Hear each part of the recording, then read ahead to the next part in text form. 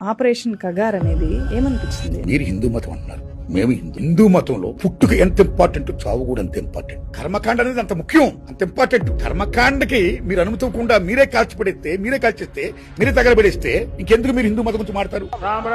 రావణాసుడు తెలుసుకుంటే రాముడు ఏమంటాడు తెలుసా? రావణాసురా నువ్వు అలసిపోయావు, వెళ్ళు విశ్రాంతి తీసుకో, రేపు రా యుద్ధం చేద్దాం అంటాడు. దట్ ఇస్ ది వార్ నీతి. ఆ నీతిని మీరు ఎక్కడ పాటించారండి?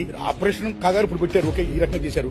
మీరు ఆపరేషన్ సింధూర్ అన్నారు కదా, మరి ఆపరేషన్ సింధూర్ అని పెట్టినప్పుడు మనకి శత్రుదేశం పాకిస్తాన్ మేము మీతో చర్చ జరుపుకుంటాం, ఇప్పుడు వారు ఆపేద్దాం అంటే మీరు వాళ్ళని హానర్ చేశారే, వాళ్ళు గౌరవించారే, పాకిస్తాన్ మీరు గౌరవించారే, శత్రుదేశాన్ని గౌరవించారే, మీరు యుద్ధం ఆపేశారే. అలాంటిది ఈ భూమిపుత్రులు, ఈ భరతమాత బిడ్డలు మనం చర్చించుకుందాం అని చెప్పినప్పుడు మీరు హానర్ చేయకుండా ఆపరేషన్ కగారు అని పేరు చెప్పి తుదముట్టించాలనుకోవడం చూసారా? దేవునితండి. ఎక్కడ రాపిడి, ఎక్కడ దోపిడి, ఎక్కడ పేడ జరుగుతూ అక్కడ ఉద్యమం ఉంటుంది. ఆ ఉద్యమాన్ని ఎవడు అనసలేడు. మీరు అనసాల్సింది ఆపరేషన్ కగార పేరు చెప్పి నక్సలైట్ ఉద్యమాన్ని కాదు, మీరు అనసాల్సింది రాపిడిని, పేడని, దోపిడిని అనచండి. వాళ్ళు ఎందుకు ఫైట్ చేస్తున్నారు? వాళ్ళకి మూలం ఏంటి? ఈ కాన్స్టిట్యూషన్ ఇంప్లిమెంట్ చేయమంటున్నారు, ఆదివాసీల హక్కుల్ని కాపాడమంటున్నారు, వాళ్ళు చెందాల్సినటువంటి 5th షెడ్యూల్ అండ్ 170 యాక్ట్, చోటా నాగపూర్ కరెంట్ యాక్ట్, ఆ యాక్ట్ మీరు ఇంప్లిమెంట్ చేయండి, ఆదివాసీలు కాపాడండి. ఇక్కడ ఏ ఉద్యమాలు వాళ్ళు హ్యాపీగా ఉంటాయి, ఖచ్చితంగా ఇంప్లిమెంట్ చేయండి సార్.